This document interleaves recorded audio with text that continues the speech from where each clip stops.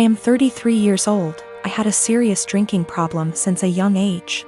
My dad was an alcoholic, so booze never lacked in our house.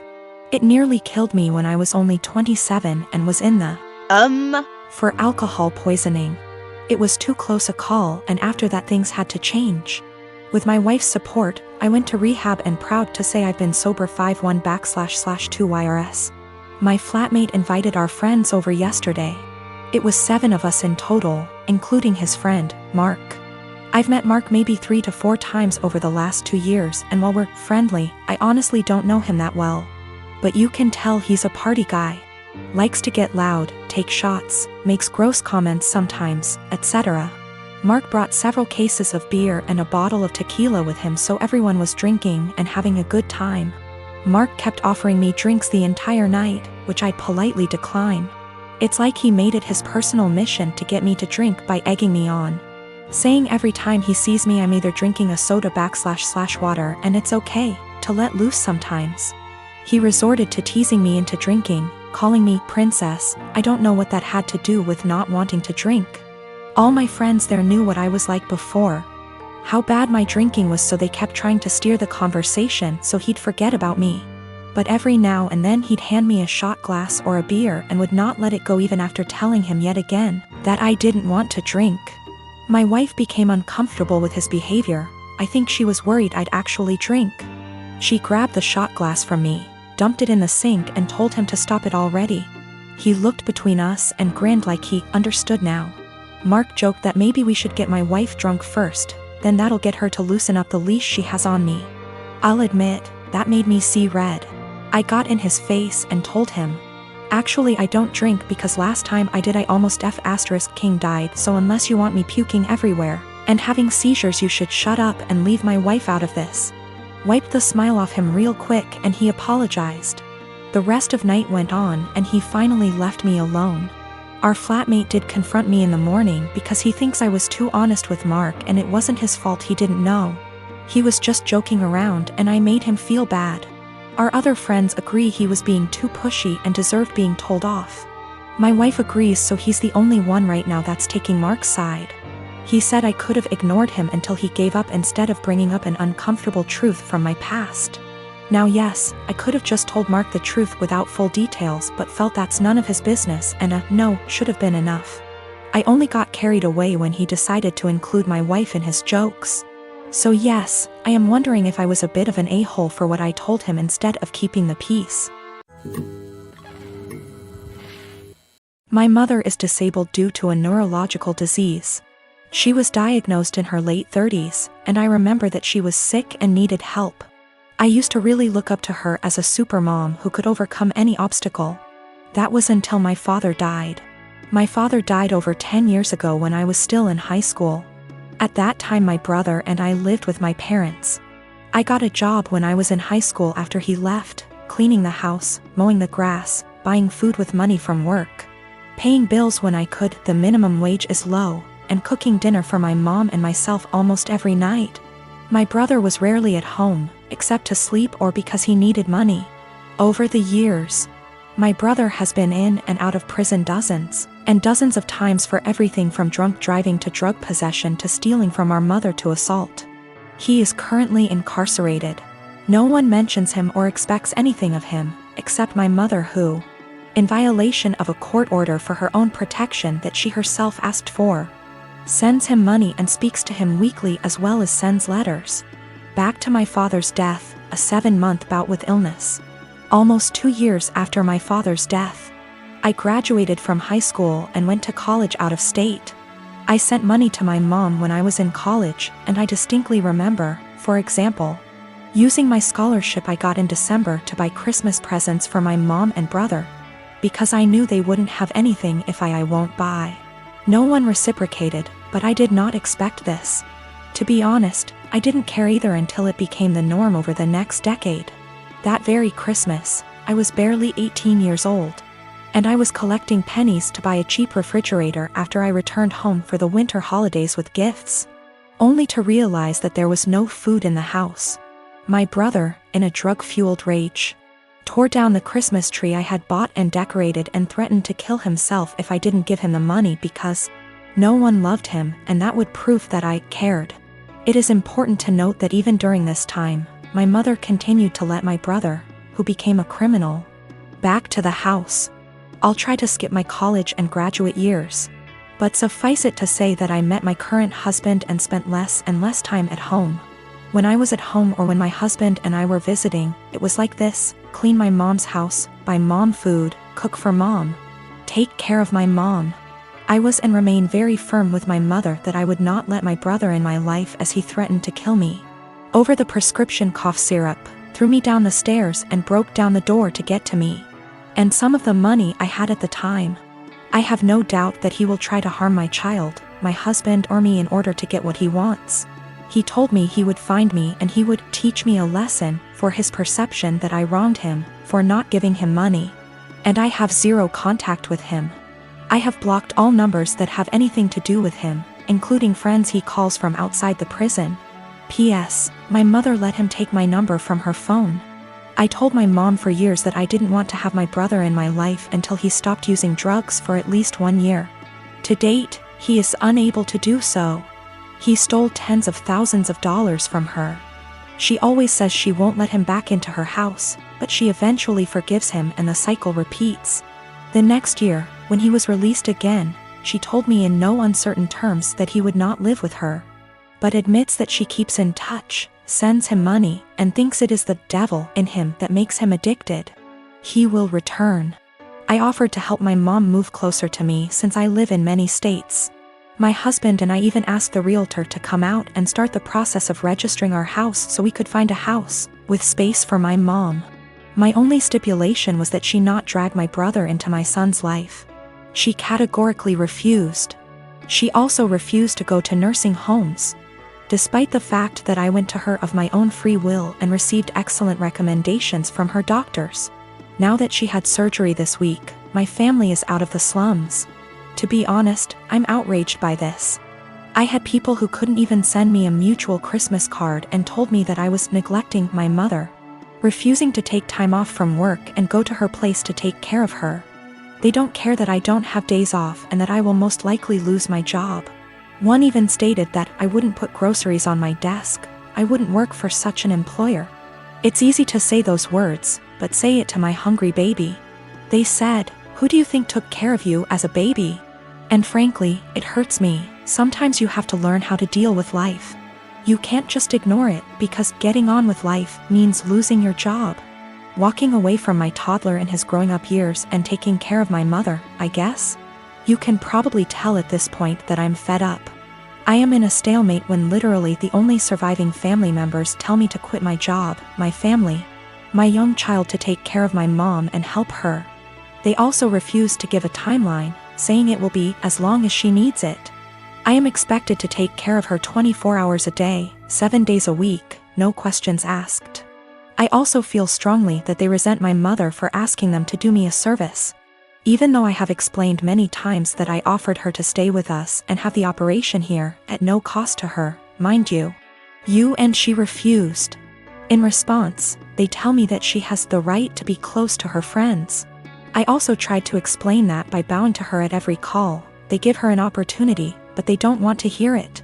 They don't seem to hear me when I try to explain that. For example, helping her get out of the physical therapy room a week and a half before her doctor's recommendation gives her an opportunity, and ultimately hurts her independence. She is used to everyone doing everything for her. For example, during the last visit she was very upset that I did not take her to Walmart, because she had to go there almost before the baby went to bed. It was not emergency. She wanted to look around. My mother, in all this confusion, has taken the position that although she doesn't want me to lose my job, a good daughter should take care of her mother. Frankly, I am very hostile to this statement, because my mother did not call me on my birthday before my father died. I tried to build some kind of relationship with my son. I always try to chat with them or talk on the phone. And in the last 12 years I can count on the fingers of one hand how many times she called me just to tell me about me, or my son, or ask how we are doing. If she does call, there is always an ulterior motive, money for my brother or for her, because she gave my brother everything. I'm on the edge. I can't work full time, take care of my family, and expect to hear several times a week how bad a person I am for refusing to give up everything I've worked so hard to take care of mine, mother. No matter what, I love my mom. My husband and his family saw it unfold and several people remarked, "Why are you even trying?" Meaning trying to schedule calls so she can talk / see my son. I invited her to my house earlier this month, scheduled plane tickets, airport assistance, etc. Just to watch her play on her phone or spend time playing with the dog instead of reading a book to my little one who just wanted her attention. Today, as if the last straw was needed, I called to check on her and she stated that she was going home against the doctor's orders because her dog needed her, because the dog was sick. First, he has a very minor skin condition that is almost 100% cured thanks to her friend giving him a prescribed ointment. Secondly, my little one got sick this week, meaning he didn't go to kindergarten for 3 days. And even after I told her about it, she never called to find out how he was. Just like she never called to check on him when he came down with the flu last year, or when he had a mysterious week and a half illness earlier this year that resulted in 4 doctor visits and a temperature of 104 degrees. I can't take it anymore. I am literally writing this as a last resort. My husband tells me not to talk to anyone, that's the whole family I have left except for one paternal aunt, because he sees me cry when hurtful comments and guilt come into play. He sees me trying to hide it from my child. But then I feel like I'm giving them what they want, right? Look at little Miss Potato, such a bad person and so inept at dealing with life, she just chose to ignore us all. But I can't defend myself all day in front of extended family members whom I've seen for over 10 years. And in some cases over 2 decades. Nothing I say will ever be good enough. I was told in no uncertain terms that I was a terrible person because I refused to leave my husband and young child and move across the county to take care of my mother. Postscript, I am not subject to the FMLA. My employer is not large enough and there is no comparable law in my state. I have 1 day of vacation left due to my son getting sick earlier this year. My husband gets almost 3 times as many days off, so took many more days to take care of him. In general, I do not want to lose my job or look for another one. It's a good job, it's just limited to a small company. She refused to move in with me, either my husband and I are building a mother-in-law, or we are moving to a bigger house. Any aid agency or nursing home. She hesitates about allowing housework, but contradicts herself on the matter, telling me that Susie can help her if she needs anything, or that she has friends she can call, or, more often than not, she does well and can take care of herself. She wants help, but only when she wants it and only on her own terms. She told me that she would not end her relationship with my brother. I managed to get her to agree to a consultation after my brother attacked her, stole her car and pawned all her appliances. She moved to a domestic violence shelter but declined to press charges. This happened when I was 7 months pregnant, and when I refused to drive 20+ hours in a car. I was told essentially the same thing that I am being accused of now. She justifies my brother's behavior. He hooked up with the devil, and he can't leave him. I've talked to the Adult Protective Services counselors, and it all comes down to the fact that she's an adult. She can make her own decisions. Her doctors, although they seem to agree that she may need help taking care of herself, refuse to state that she is unable to take care of herself. I am a high school math teacher, and we were creating a schedule for next year and divvying up workloads. I noticed I got almost 50% of the test creation and had 2 plannings missing from my schedule next year, for every one for the other 6 women in my department. There are 8 of us. My department head assigned herself nothing as she is managing and needs every prep. But that's another quibble. I am not the newest and in fact have seniority some of these women, but I'm also not the most experienced, so it's not like these are struggling new teachers who need help. So, I asked why it was divided this way. I was told, well, Ms. Millie is pregnant and the rest of us have families. If you have to stay late, it's no big deal. I can go to my principal and deal with it that way. What they've done actually breaks the union contract. But I really was offended by this. I tried to explain my offense, and they literally stared at me gobsmacked. I actually want to know how to discuss this with them. These are all women who I have previously gotten along with and liked. When the last one, Ms. Millie, got pregnant this year, there have been some conflicts. She is in my grade level. And they made me take on some of her work basically because she had some complications. This I did, but I think planning for me to do more is very different than an emergent health issue. As well as some uncomfortable situations for me, having to participate and buy stuff for her baby shower. When I'm not really into those things, but I did so to not cause waves. A lot of people have advised go to the union, go to the principal, and I absolutely will if necessary. I want to be clear, I'm not worried at all that I'll be forced to work this schedule, but these are my colleagues. Many have been working with me 5+ years, and we have lots of meetings and times together, where it's helpful to get along. So I do try to get along, like the baby shower thing, and be a good work friend and colleague. I just want a better way to communicate myself than I had today. I was entirely shocked and very indignant and just found myself unable to express myself well, and I was hoping for ways to approach that someone with their attitude might understand because I can't empathize with it at all. Myself and viewing the other side is how I always try to look at problem solving. I'm 19 years old female, was traveling alone on an 11-hour flight today. And a guy in his 20-year is in the same row as me.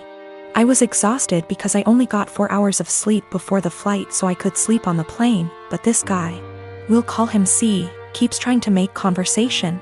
C starts off by telling me he's autistic, and then asking me if I like K-pop, and he keeps non-stop talking and rarely gives me a chance to speak, not that I wanted to.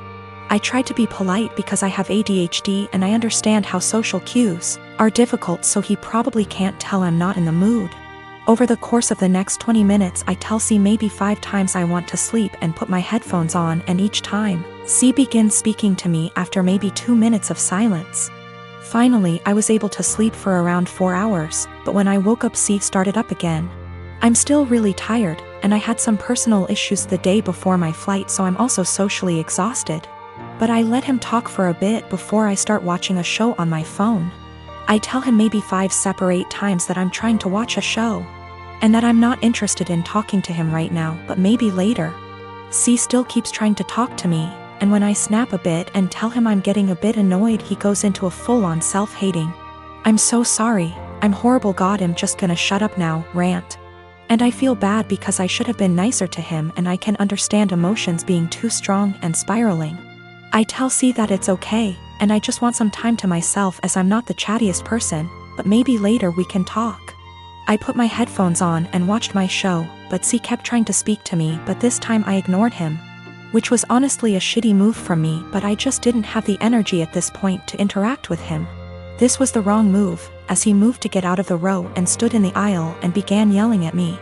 I didn't catch everything he said, but it was along the lines of, "Why can't women believe not all men are bad? Some men are on your side. I'm a nice guy, why are you ignoring me?" He storms off to the bathroom, and I take that chance to ask a flight attendant if I can change my seat because he really freaked me out, and I didn't want to have a panic attack on a plane. The flight attendants were amazing and got my stuff and moved me far away from him. I feel like I'm TA because he does have autism, and I could have been more patient maybe, and ignoring him was a shit thing to do.